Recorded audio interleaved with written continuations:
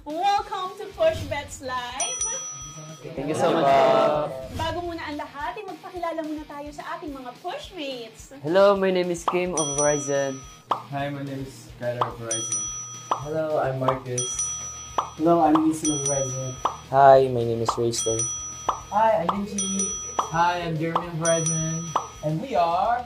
Horizon! Horizon! Well, first of all, guys, congratulations! Salamat Dahil, po. Thank you po. yes, sobrang successful na inyong first ever concert in Manila. Yeah. So, how was the experience? It was such a great experience, especially kasi we haven't been here after a long time, so marami kaming na-miss and marami kaming ginagawa for a long time, and being able to hold a concert after just like being here is super nice and super grateful for our anchors for being there in the first place. And of course, Araneta yun, and pinaka-dream talaga namin yun since nung nag-train pa kami. Yung talaga i-imagine namin na big stage, parang sabi na, Araneta! And yun, kaya dream come true. Dream come true! Wow! Nako, sana naman masundan pa ito kasi Yes! syempre, the fans are all waiting for your next move, yung mga susunod nyo pang ilalabas. And then now, magkakaroon tayo ng little segment called Never Been Told Confessions by Horizon. Who wants to begin? Winston. Yung serious po is nandun na po kami sa Korea. Honestly, nawala po yung passion ko sa yung hard work ko sa lahat ng ginagawa ko, lahat ng trainings namin. Parang like almost 2 weeks po ata siya nawala po siya. Siguro dahil nabago din po yung environment kaya nagkaganon din. Pero nag-come up naman po nag-light up din naman po na bumalik din naman po yung passion ko dahil inisip ko yung paano na lang yung mga boto na binigay ng tao sa akin para manalo ako tapos ganito lang yung gagawin ko. Inisip ko yung mga tao na binuhos yung time nila, effort for me. Tapos dahil dun, mas bumalik yung passion ko and mas nag-work pa ako. Nice! Ngayon, you're all good. Yes, po. Thank you so much, Winston. Salamat Who po. wants to be next? Rayston. Hindi ko siya magawa ng 100% kasi nga yung boses ko hindi siya perfect condition. So nung day na yun, hindi talaga ako good condition. Pero hopefully yung stage okay naman and makalabas. Yun naman ang importante. And at the end of the day, were you satisfied by your performance? Yes. Ayun, yun ang mahalaga, di ba? Thank you, Vinci. Next? Jiro, ready win. Kagabi pa to ready. Already! Yung sa akin naman po is, parang magka-press lang po kami ng tatlo. I mean, kasi parang pinagsama ko po. Yung sa akin naman po, as a bata nga po sa grupo namin, medyo nalungkot po ako kasi nga po yung nahiwalay po ako sa pamilya ko. Then nung pagkadating po namin sa Korea, parang feel ko po, and na-feel rin po ng mga coaches na parang nawala daw po yung passion ko sa pagsasayaw. So nung yung kinausap po ng coaches ko, parang sobrang na-down po talaga ako nun. Kaya nung gabi na po yun, parang gusto ko umiyak pero hindi ko magawa. Kasi parang hindi ko po ano yung lugar. Parang hindi ko po na-feel yung lugar. So, hindi ko po muna nilabas. Then, nung susunod na araw, doon ko po nilabas. Kasi mag-isa na lang po. Pero paano ka, kumbaga, paano mo na-overcome yung ganong feelings? Iniisip ko lang po na kailangan ko mag-practice ng lalo pa kasi para mabalik ko po yung passion ko kasi nga po sobrang na-down po talaga ako. Kaya lagi po ako nag-iisip ng mga positive things. Ayun. Grabe. Thank you, Jeremy. Fighting! Okay, next. Dalawa na lang. Right? Razor or Kyler? Okay. Bato-bato pick. Kaya ako na. Since nung una po namin punta sa Korea, which is, ayun ko, sobrang nanibago din ako dun sa environment kasi nangangapa pa po ako sa mga bagong tinuturong choreo, gano'n. May mga panahon na na-down po ako sa sarili ko kasi dahil di ako makapalo sa mga step na tinuturo. Tapos ayun, napatanong po ako sa sarili ko na kakayanin ko ba? Magpapakain ka sa sarili mo na hindi mo magagawa ng maayos. Pero ayun po, sa tulong po ng mga coaches, yung mga advice niya po para sa amin, kinonvert ko po yun at doon ko po na build up yung sarili ko na makahabol sa mga kagrupo ko. And very admirable din yung mga pinagdaanan nyo, no?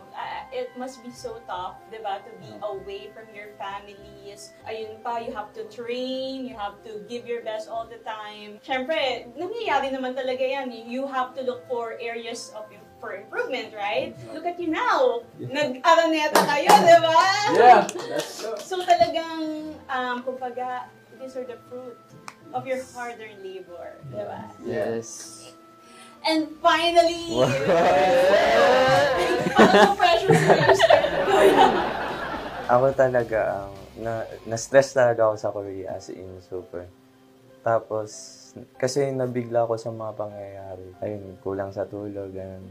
Tapos sa mga training sa pag magla-learn ng Korean na hindi ka maka-learn ng mabilis. Ang pinaka na-stress talaga ako nung yung pinamalala, nagka-eating disorder ako sa Korea. Sobrang na-stress ako kasi ba't ganun, ang konti na talaga nung kinakain ko. Tapos parang di nababawasan yung timbang ko. Tapos parang one time gabi, nag-binge po ako ng malala. Tapos iniyak ko na lang po. No! Tapos hindi, ewan ko po. Sobrang na-stress po talaga ako. Tapos ngayon, wala naman na, hindi ko naman po na-feel ko naman po na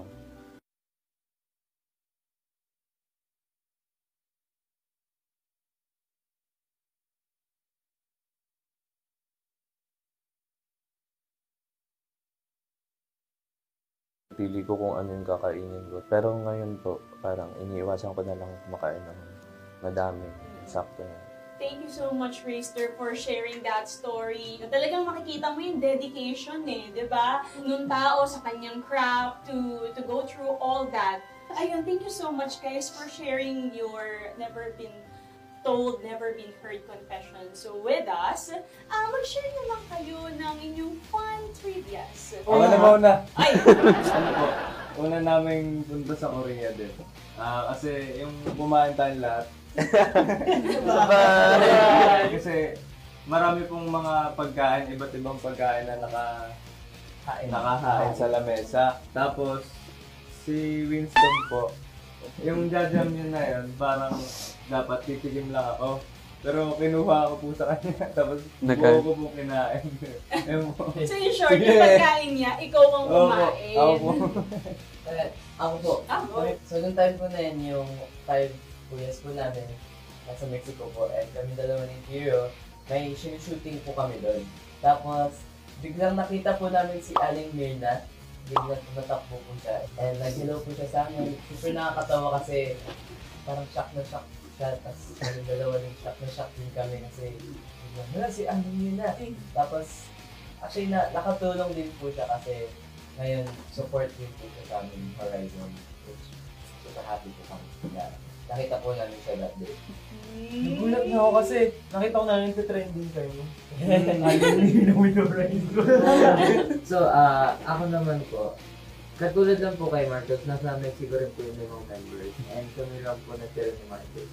And then that time, parang medyo late na po ata yun. Tapos, parang sobrang bored po kami ni Marcos dun sa dorm namin. Nagbalak po kami lumabas, pero parang hindi pa po kami sure kung ilalabas talaga.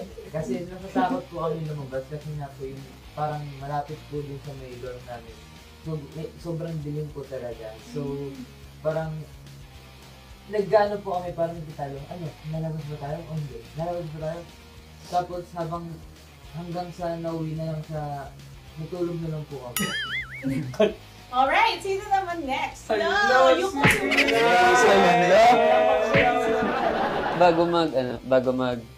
concert day na.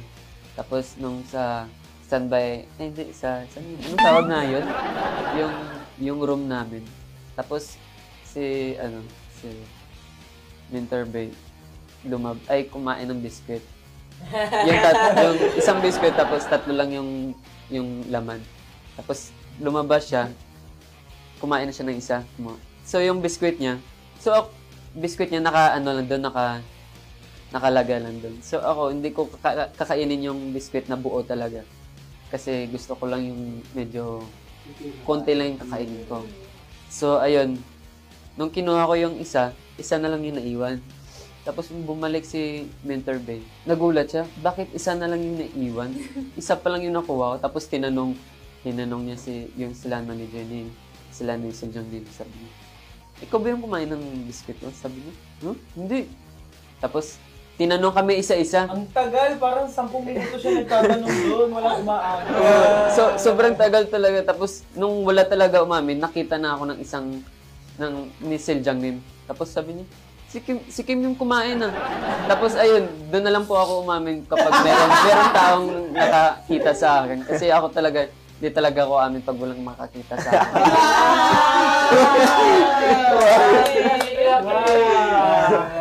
Yung suspect pa nila yung ghost eh. Baka may ghost daw. Baka may ghost pa. Next! Ready na. Ayun ba ang sign pag ready na siya? Sa akin po kasi nung nasa hotel po kami tapos parang after ata to ng concert eh. After ng concert. Nitong Big Dome. Tapos gusto ko mag-swimming. Gusto ko talaga mag-swimming kasi sabi ko na, gusto ko mag-swimming. Pero sabi ko na, tinignan ko yung araw. Talagang ang init. So sabi naman nito, sabi niya, huwag ka na maligo kasi mawawala kami ng bisyo. Huwag na lang kasi mainit eh, baka umitim ako. Pero naligo pa rin po ako nun kasi pero yung suot ko po nun, nakapadyama po ako kasi tulog po. Pagtulog po. Tapos pumunta na ako sa baba tapos hindi ako pinapasok. Ito yung suot mo. Yung ganitong suot. Tapos nakalagay pala doon, bawal pala yung mga padyama. Kailangan swim attire talaga. Yes. So bumalik ako, bumalik sa taas, tapos nagsuot ako ng Brief. Boxers. Cycling yun yung sinuot ko. So may mga nakasama ka ba mag-swimming din? Iba pa doon? Sila. Kami po. Okay. Pero bumalik siya po sa room namin. Humiram pa siya sa akin ng boxer. Okay. Next naman. Wala pa akong naisip. Ako din na eh. Di ba? Ikaw wala pa may. Wala pa silang maisip. Tingnan ko lang, bakit dinoble mo? Yung una po na suot nun, yung kay Kim. Maliit. Tapos maliit. Super ikli ko na. Extra small. Naisip ko na meron palang cycling na dala. So ayun po, double po yung model. So pinagpatong mo na lang. Pinagpatong mo na lang. Hindi ko na binalik sa kanya. Ngayon ba naibalik mo na? Di pa. Hindi pa. Kasi hindi pa po. Okay. Dalawa. Kabo na. Ay, naabangan ni Jeremy. Kung kanina na-stress ako. Pero nung pauwi kami, nung malapit na, nagpa-practice kami yung concert, parang paunti-unti na ako sumasaya. Yun. Makakatawa naman talaga. Super nakakatawa rin. Super nakakatawa. Ika Vinci. Yan, hindi makakatakas. Siguro nung lang, di ba, kasi nag-perform tayo sa music show. Tapos may isang outfit, naka-sleeveless si Lister. Tapos may sumigaw. Sabi niya, mas mapatay ba? Lagay mo sa mukha ko. Yung kilikili talaga ni Kuya Lister, ang kinis talaga. Last kid. Makinis. Tapos mapogay pa sa mukha. Joke lang.